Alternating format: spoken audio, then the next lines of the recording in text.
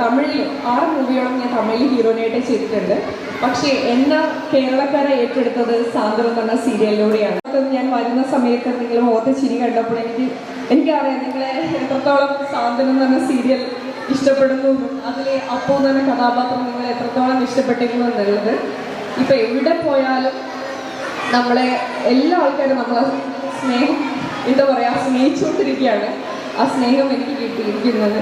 അതുപോലെ എനിക്ക് ഇവിടെ എല്ലാ ആൾക്കാരിലും ഞാൻ അത് കണ്ടിരിക്കുന്നതാണ്.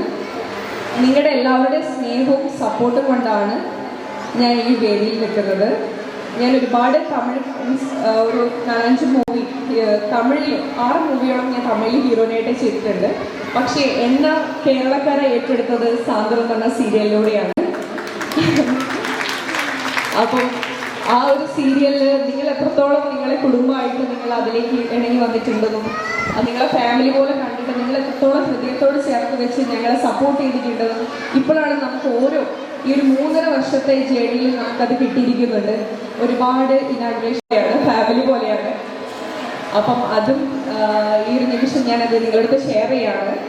പിന്നെ എൻ്റെ ഈ ഒരു നാട്ടിൽ എനിക്ക് നിൽക്കാൻ പറ്റിയില്ലെന്ന് പറയാൻ കാരണം അധികം നാൾ ഞാനിവിടെ ഷൂട്ടിംഗ് കാരണം ഞാൻ ഉണ്ടാവാറില്ല. അപ്പോൾ ഈ ഒരു നാട്ടിലേക്ക് കറക്റ്റ് സമയത്ത് ഞാൻ ഫ്രീ ആയ കറക്റ്റ് സമയത്ത് എന്നെ വിളിച്ചതിന് MESC സ്കൂൾ എയർ സെൻട്രൽ സ്കൂളിന് ഒരുപാട് നന്ദി. കാരണം ഇല്ലെങ്കിൽ നിങ്ങളൊന്നും എനിക്ക് കാണാൻ പറ്റില്ല. ഒരുപാട് പ്രോഗ്രാംസ് ഞാൻ മിസ് ചെയ്തിട്ടുണ്ട്. പക്ഷെ എനിക്കിപ്പം അതിന് സന്തോഷമുണ്ട്. കാരണം ഒരു ലാസ്റ്റ് മൊമെൻറ്റിലാണെങ്കിലും നിങ്ങളെല്ലാവരും എനിക്ക് കാണാൻ പറ്റി. അതിൻ്റെ ആനുവൽ ഡേ ഫംഗ്ഷൻ എനിക്കൊരു ഇനോഗ്രേഷൻ്റെ ഒരു ഇതിൽ ക്ഷണം വന്നതിനും ഒരുപാട് സന്തോഷം.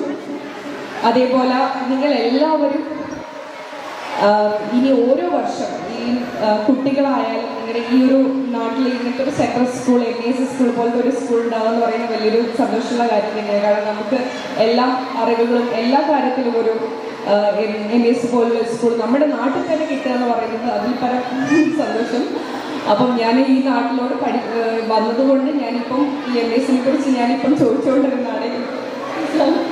അപ്പം അങ്ങനെയാണ് അറിഞ്ഞത്. നമ്മൾ കേട്ടിട്ടുണ്ട് സെൻട്രൽ MESC സ്കൂളിനെ കോഴിക്കോട് എന്നെ ക്ഷണിച്ചിട്ടുണ്ടായിരുന്നു. എനിക്ക് വരാൻ പറ്റിയില്ല. അന്ന് എനിക്ക് ഷൂട്ട് ഉണ്ടായിരുന്നു. 10-ാം തീയതിയിലായിരുന്നു പ്രോഗ്രാം, ജനുവരി 10-ന് MES. അപ്പോൾ അതിൽ വിളിച്ചിട്ടുണ്ടായിരുന്നു. എനിക്ക് അതൊന്നും പങ്കെടുക്കാൻ പറ്റിയില്ല. ഇപ്പം ഇതിൽ പങ്കെടുക്കാൻ പറ്റി.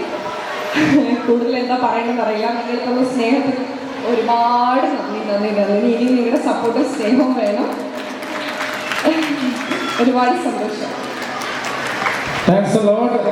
ഞാൻ രക്ഷയോട് ചോദിച്ചു പാട്ട് പാടാൻ നമ്മൾ ഡാൻസ് ചെയ്യാനാണെന്ന്. അപ്പം എൻ്റെ അടുത്ത് ഒരു ഡാൻസ് ആണെങ്കിൽ നമുക്ക് നോക്കാം. അപ്പോൾ നമുക്ക് ഒരു കുറച്ച് സമയം കഴിഞ്ഞ് എൻഡ് ഓഫ് ഈ ഒഫീഷ്യൽ പാട്ടിൽ നമുക്കൊരു ഡാൻസ് എന്തായാലും വി ക്യാൻ എക്സ്പെക്ട്.